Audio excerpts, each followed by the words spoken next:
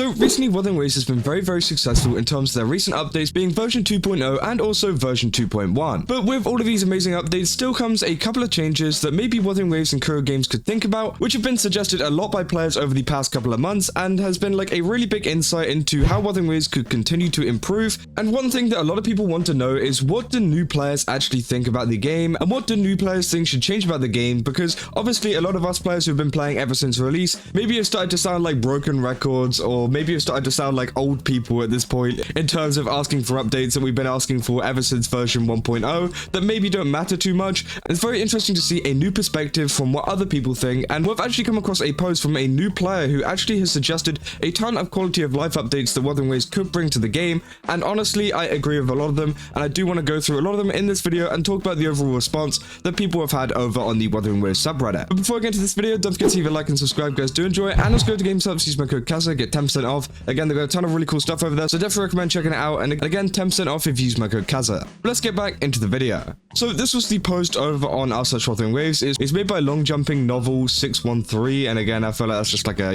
random name you get on Reddit, but pretty much they say what quality of life updates that we might need in the future, and this was actually posted a day ago. Now this has 442 upvotes, which is actually very promising for the Wuthering Waves community, because if I'm being honest, the Wuthering Waves community doesn't like to hear a lot of changes sometimes, and often maybe it might be justified because someone just has a bad update for a change, or maybe just people just don't want to see it, and the whole community has collectively decided that. But this is a very positive outlook for someone suggesting changes that are coming to Wuthering Waves. Now let's just take a look at them, because they've actually written a whole thing here saying WuWa quality of life upgrades we need. The first one saying we need more team slots because there are too many teams we can make and many DPS characters, but have more team slots would be nice. So again, they're talking about the overall team setup kind of page. Again, I definitely do agree with this one. I was actually having issues with this the other day whenever I was building up my Changli and everything like that. I just realized, okay, maybe I need a few more team slots for the people that want to be a little bit more organized. And obviously, Wuthering Waves has been working towards a little bit more of organized like content, for example with the whole artifact setup and the artifact loadouts, I guess you could say, and also some other updates that they've included. But I think honestly adding more teams, or adding the ability to add more teams into the team setup page would be really nice, because obviously teams are growing as the game grows.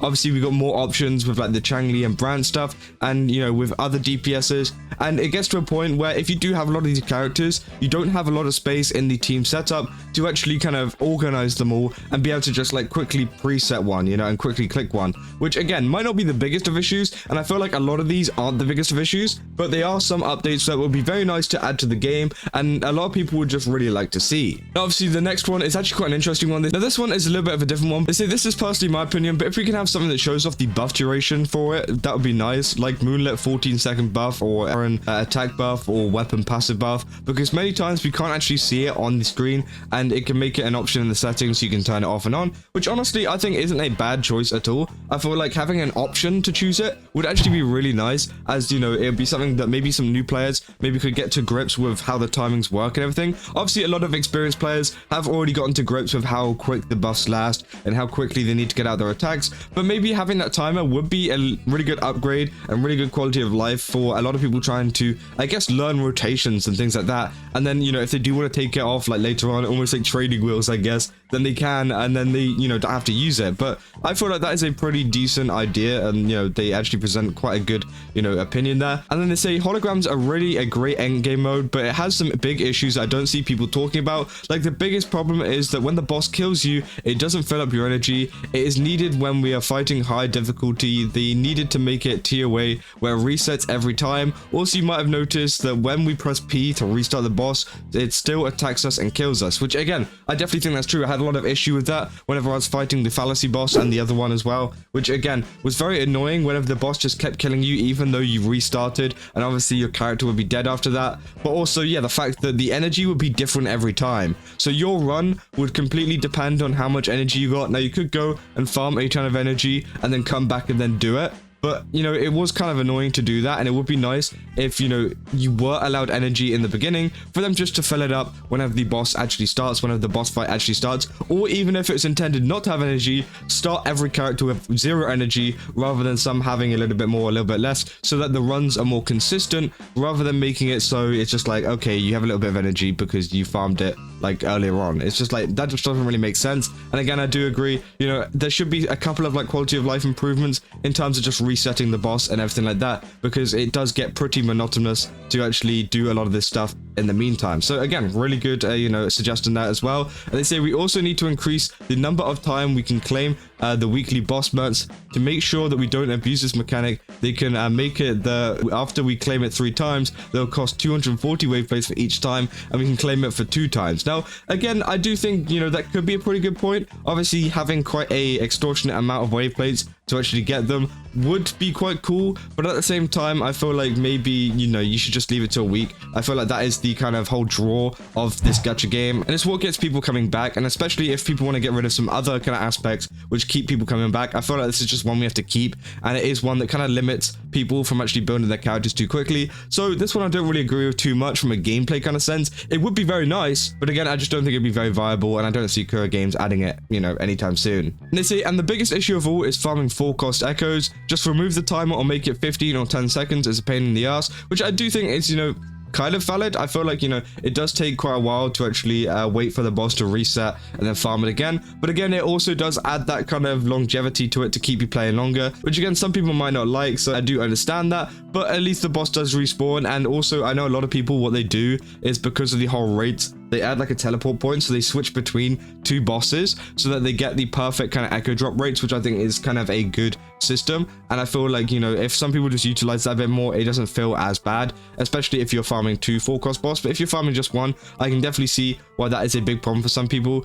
They say this quality of life can be nice if they add it. We have echo tracking, but it's only for a single type of echoes. They can make it like how we can find the mats, make a small radio map where we can see every echo of the same echo set, which again, I think it's kind of cool, but we already have the data bank set. I feel like, you know, it works fine, and if you want to collect a certain thing, it does have a list of it. Maybe it would be nice if you could get the entire set, but I feel like just like you're able to hone in on one particular echo at the moment, I feel like that's totally fine. And that, you know, because, you know, you're not going to be farming for every single set all at once, unless maybe you got a new character or something like that. So I think just being able to hone in on one is fine for the moment, and maybe there should be some changes in the future, but hey, we'll have to wait and see. They say echo merging is good, but bad at the same time. They need to make it so we can only get a specific echo set, like a selector, where we can choose which set we want when merging them, which, yeah, definitely true. The echo merging system is absolutely terrible, and it definitely does need a change. I've done it before where I've literally done the max amount of like echoes that you can put into it,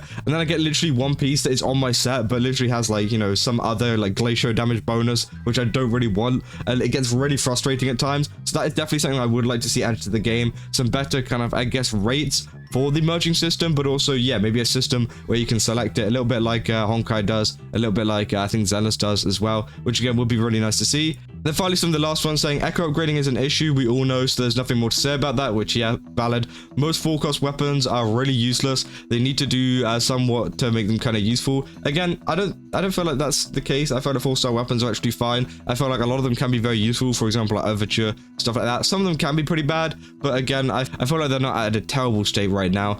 And make a domain for Echo XP, which again, yeah, maybe, but I feel like there could be other ways to actually solve the Echo XP issue and stuff like that in the future, which again, may be something that Wuthering Waves and Kuro Games might consider in the future. But also, I forgot to say at the start of this kind of thing, this is from a 3 months experience from this person. So this person has only played since the start of Arena Sita, which is actually kind of a fresh insight on what some of the new players want to be changed to the game. And this is their overall impression of 3-month gameplay of the game. And honestly, you know, so far, if this is all of their issues, it's actually okay. But it means that a lot of the issues are kind of minor and they're not the end of the world, but it still would be nice to change them. And honestly, I thought this is a really good post, and I really enjoyed, you know, reading through all of these and actually taking a look at some of the ideas that some newer players have, and hopefully we do see some of these changes actually implemented in the game in the future, because again, it just would be nice. And I think that a lot of these updates are very valid and they don't actually kind of break the game too much. Obviously, I talked about the ones that might, you know, affect the gameplay a little bit, but yeah, let me know down in the comments what you guys think about these, or any of these, you know, taking your your fancy? Do you want to see any of these actually added to Wuthering Waves?